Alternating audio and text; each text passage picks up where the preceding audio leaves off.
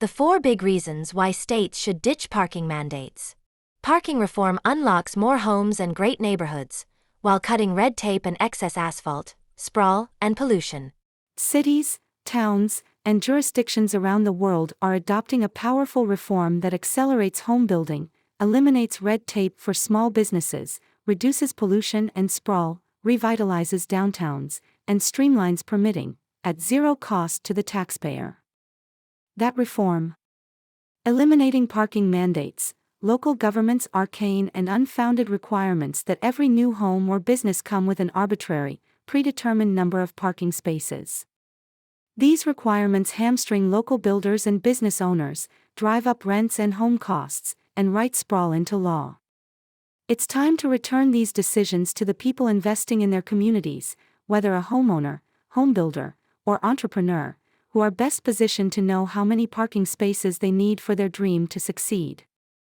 In Washington state specifically, the legislature is considering a bill to do just that, the Parking Reform and Modernization, SB 5184, Companion Bill HB 1299. SB 5184 would cap excessive parking mandates both for residential and commercial construction, restoring people's ability to decide for themselves how many parking spots they need, instead of the ratio some city planner wrote down back in, say, 1963. It would also give full parking flexibility to project types that need it most, like repurposing existing buildings for cafes or apartments and building more middle housing and affordable housing, daycares, and more. Read the full Sightline Institute explainer of the Parking Reform and Modernization Act here. Communities considering parking reform for themselves can look to the many other jurisdictions that have already enacted it for a view into what they can expect in a world with fewer parking mandates, including more homes, in all shapes and sizes, from backyard cottages and duplexes to apartment buildings and affordable housing. More great neighborhoods, with creative reuse and preservation of historic buildings, smart sharing agreements for existing parking, and even conversions of parking lots to new communities of homes and shops. Less unneeded asphalt and the pollution, deadly heat islands, and long-lasting sprawl that come with it, paving over nearby farmland and open spaces. Less red tape and costly delays for builders and city staff alike. More nimble adaptation to modern parking-like conveniences like online shopping, remote work options, and ride-hail apps. More money in local budgets for everything from firefighting to libraries, after-school programs to parks, and other community priorities. Sound too good to be true? Read on to learn more about the power of parking reform. 1. More homes of all shapes and sizes. More middle housing, like backyard cottages and fourplexes. Even one parking spot can render a backyard cottage impossible to build. A study out of Kent, Washington, for example, found that 85% of residential properties didn't have room to add an additional parking space that local rules mandated owners to have if they wanted to build a backyard cottage. In 2023, Washington legalized accessory dwellings along with other middle housing options like fourplexes. But unless the property is near a major transit stop, homeowners still have to meet local parking mandates, whether or not they want or need the parking. Since neighboring Oregon implemented its sweeping parking reforms in 2023, middle housing is sprouting up that would not have been possible under prior parking rules. One project, Grant Street Grow Homes, in Eugene, Oregon, was able to add 4 backyard homes without demolishing the existing primary house only because no off-street parking was required. The new homes are now selling for $96,000 each to qualified buyers. The Grant Street Grow homes are far from outliers in the Beaver State. In Portland, 79% of homes permitted since the 2021 middle housing reform kicked in opted not to add off-street parking, including the vast majority of fourplexes. This means a lot more of the modest-sized homes Portlanders want and need could come on the market and make the most of the space available to build. Washington's SB 5184's full parking flexibility for residences under 1,200 square feet would free typical middle housing homes from the mandates that would otherwise prevent them from ever existing. More homes fit into apartment buildings. Apartment buildings are an important ingredient for cities to add the variety of sizes and price points residents need. And while most people might think that local height or density limits dictate the number of homes permitted in a new apartment building, it's frequently arbitrary parking mandates. For example, a parking lot with capacity for 10 vehicles could legally support an apartment building of 20 homes in Washington's capital city of Olympia, which requires 0.5 spaces per multifamily home. That same 10-spot parking lot in Seattle adjacent Mercer Island, though, which requires 2 parking spots apiece, would only support a building of 5 homes. Both cities have an apartment building with a parking lot for 10 vehicles, but one city is getting far more bang for its apartment building buck thanks to a lower parking space-to-home ratio. Once untethered from predetermined parking ratios, apartment builders frequently choose to build more homes than they could have otherwise. From Beaverton, Oregon, to Bellingham, Washington, when cities stop micromanaging parking counts, their communities get more housing. Indeed, studies of multifamily housing built post-parking reform in Seattle and in Buffalo, New York, both found that the majority of new homes would have been illegal under the prior parking minimums, even though most new buildings still included some parking. Lower home costs and rents. Depending on the cost of land and the type of parking structure, a single parking space can cost anywhere from $5,000 to $60,000. The costs of a recent Sound Transit 1 parking garage spaces ballooned to $200,000 each. Those costs get rolled into the cost of every project and product they're attached to. For residential projects, they can add hundreds of dollars to someone's rent. Even when landlords charge a nominal fee for parking spots, they still lose an average of $246 per month per apartment, according to a Sightline study of 23 multifamily Seattle area buildings. Those costs get passed down to all tenants, whether or not they own a car they need to store. That study is now 10 years old, too, meaning that figure is surely higher today. Another analysis from that same time period that averaged costs across numerous U.S. cities found one parking spot added a monthly average of $225 to the cost of rent. More subsidized affordable housing. It's no surprise that Washington's greatest shortage of homes is of those that are affordable to people at the lowest income levels. This demographic, including seniors and people with disabilities, is also less likely to own a car. Affordable housing providers are often on the front lines of the fight against overbuilding parking. Too often, they experience the steep costs and delays of having to request zoning variances so they can avoid wasting money and space on parking their residents don't need. Uncertainty around how much parking a given city or town might ultimately require can delay the construction of affordable homes. Excessive parking mandates also give leverage to activists bent on keeping affordable housing out of their neighborhoods. Bonus, parking reform unlocks way more new homes than other, also good, reforms. An analysis from Colorado showed that compared with the status quo, reducing mandates to 0.5 parking spaces per home near transit, and 1 space per home everywhere else would result in 41% more homes becoming financially feasible to build. That one policy change made a bigger difference for housing than legalizing backyard cottages, plus 22%, and allowing larger buildings near transit, plus 13%, combined. The increase in potential homes was primarily driven by already feasible multifamily buildings increasing the number of apartments beyond what existing parking ratios would have allowed. More beautiful neighborhoods. Think of the most desirable neighborhood of your city, the one you would love to live in if you could afford it. What do you see? Maybe narrow streets, large trees that shade the sidewalk, old houses with lots of historic character, maybe with a coffee shop on the corner. What don't you envision? Large parking lots. Often our most sought-after real estate is attractive and valuable because it was built before parking mandates existed. In typical Washington cities, much of the building stock from the 1950s or earlier would not have enough parking to meet today's requirements. Eliminating parking mandates allows new buildings to better match the character of older buildings and preserve the type of neighborhoods that many people already love. More creative reuse of historic buildings. Vacant buildings can come back to life when owners get to decide for themselves if the site's existing parking is sufficient. That was the primary reason that Fayetteville, Arkansas, removed parking minimums for all commercial buildings. And it worked. The buildings I had identified as being perpetually and perhaps permanently unusable were very quickly purchased, redeveloped, and are in use right now. City planner Quinn Thompson told Sightline. Legislation like Washington's Parking Reform and Modernization Act, SB 5184, would similarly allow all existing buildings to find new lives without being hamstrung by parking mandates.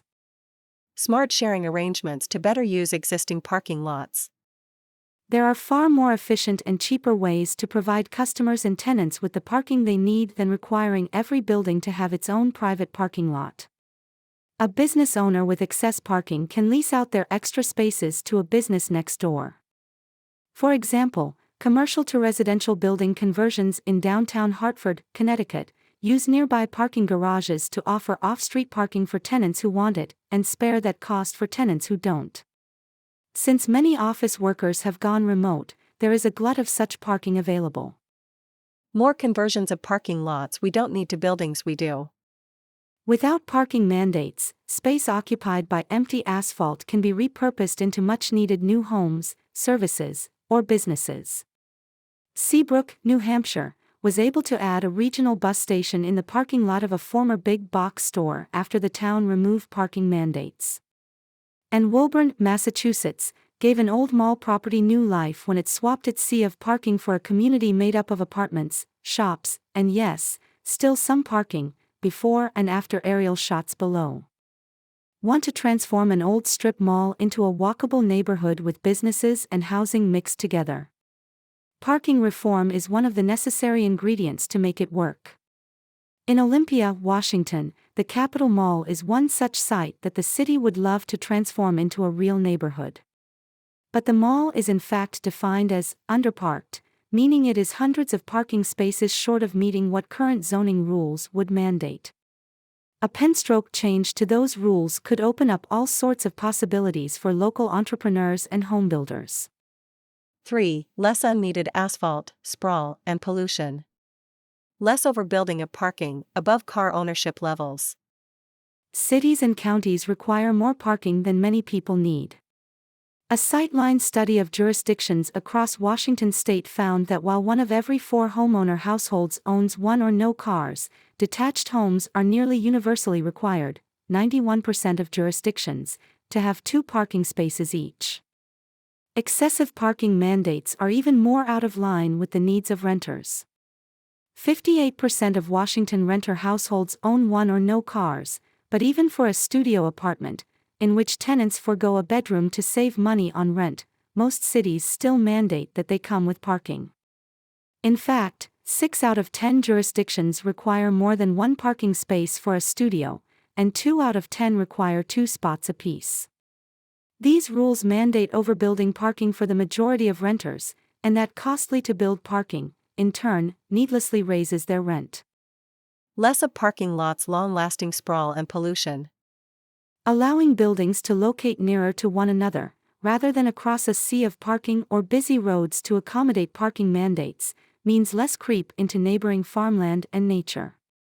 The space consumed by mandated parking spreads buildings apart, which increases sprawl, stormwater runoff, traffic, pollution, and commute times.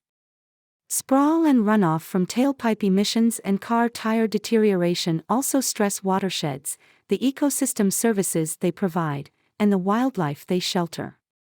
What's more, once built, these parking lots don't go away overnight. Unless redeveloped, they lock in these impacts for decades, as well as the less tangible normalizing for local residents to expect to drive everywhere they need to go. Even in urban environments like San Francisco, research applying randomized housing lotteries has shown that more parking results in increased car ownership and more driving. Less heat island effect in our already warming communities. Parking reform would mean that we stop mandating heat islands in our communities. Large asphalt parking lots soak up the sun's energy during the day and release it back at night. During heat waves, which are becoming more common as climate change warms the planet. High overnight temperatures become fatal, as people are unable to recover from heat stress. Planting trees can help some, but reducing pavement in the first place gets at the root of the problem. Note, 2. Trees don't thrive in parking lots where their roots are in soil that is compacted and hot. One analysis of a heat island in Portland, Oregon, found that it was concentrated around a commercial area that had 3 parking spots for every 1,000 square feet of commercial space. At that ratio, parking lots are roughly the same size as the buildings they serve. 3 parking spots per 1,000 square feet is a common parking minimum for businesses in Washington state. Reduced parking mandates can allow these large parking lots to fill in with buildings that break up the pavement and provide shade, while also providing new shops and services a community might need. 4. Less red tape for local businesses and governments alike. Parking needs are site and project specific. Parking is always a hyperlocal question, particular to a project's site, context, and use. The people investing in their communities, whether a homeowner, homebuilder, or entrepreneur, are best positioned to know how many spaces they need for their dream to succeed. Dana Christensen was surprised when she tried to open a new daycare in the daycare desert, designated Clark County, Washington, that she would have to build 32 parking spaces for the number of families she hoped to serve, way more than what she wanted. Her existing daycare in Vancouver, Washington, ran fine with just 8. Her lived experience couldn't compete with local regulations, though, and when the property could only fit 29 parking spaces, she was forced to walk away from the project. Mountains of parking paperwork don't serve anyone. When they don't have to negotiate over parking spaces or apply for a zoning variance, builders save time and money, and so do local governments. Development projects that fall short of required parking can sometimes win approval, but only after conquering a headache-inducing mountain of paperwork and sometimes committee and public meetings, too. That was the case for the owners of a brewery in Anchorage, Alaska. The previous owner had added a dining room to the building without adding the parking that local rules required, so the city threatened to close the addition. To defend their business, the new owners had to conduct a 2-week parking study to prove what they already knew: the parking lot rarely got full. The city eventually approved the parking reduction, but everyone lost time and money over 6 measly parking spaces. Parking mandates are an outdated idea, widely adopted in the 1950s or 1960s. That was before the internet, online shopping, work-from-home arrangements, or ride-hail apps. Demand for parking changes, but zoning codes get stuck in the past. Even superstores like Walmart are building less parking than they used to due to the rise of online shopping and regularly ask local governments to build less parking than code requires. As trends continue in ways foreseen and not, it makes most sense to leave the parking decisions to those closest to their customers' changing needs and preferences. It's a win-win for local budgets. When parking reform makes possible much-needed home construction and supports area businesses, it's a boost to local economies, and at no expense to taxpayers. In fact, local governments are likely to see property tax revenue increase as more homes and businesses become possible thanks to common-sense parking reforms. An analysis of parking lots in Hartford, Connecticut, estimated that the city was losing out on $1,200 a year of potential property taxes per off-street parking space downtown. And yes, we'll still have plenty of parking. Parking will still get built. Sorry to disappoint the depavers of the world, but the overbuilt parking we have today isn't disappearing tomorrow, and as communities grow and add more homes and businesses, they also add some parking, even if it's less than it would have been with parking mandates. Cities rarely continue to count parking spots once they aren't required to, but growing Edmonton, Alberta, which officially repealed parking minimums in June 2020, still added 20,000 parking spaces through 2020 and 2021. Even in transit-rich Seattle, after builders received full flexibility in some parts of the city in 2012, they still voluntarily built more than 26,000 new parking spaces for new housing projects. That said, as lifting parking mandates allows for more flexible, real-time, and project-specific decisions over time, all happening alongside other changes like more public transit deployment, safe streets measures that spur more people walking, rolling, and biking, and continued technological developments that can reduce the need for car travel. We needn't anticipate a world that only ever builds more parking. We just need to let our cities and towns, and the thousands of local builders and entrepreneurs who call those places home, decide what's right for them as they shape their community's future. We'll just have more of the good stuff, too. The benefits of parking reform are many: more of the homes we need, more of the neighborhoods we love, less excess pavement, pollution, and sprawl, and less red tape. It means letting business owners and builders, homeowners and renters, decide the amount of parking that's right for them and find options that suit their needs and budgets. It means getting smart with the plenty of parking we've already built into our main streets and neighborhoods rather than prescribing even more unsightly asphalt as our communities grow. In short, eliminating parking mandates doesn't make parking disappear, but it does provide more choice about how much to provide and make better use of the parking we already have. Parking spaces will still get built, but so will daycares, homes, and ice cream shops, too.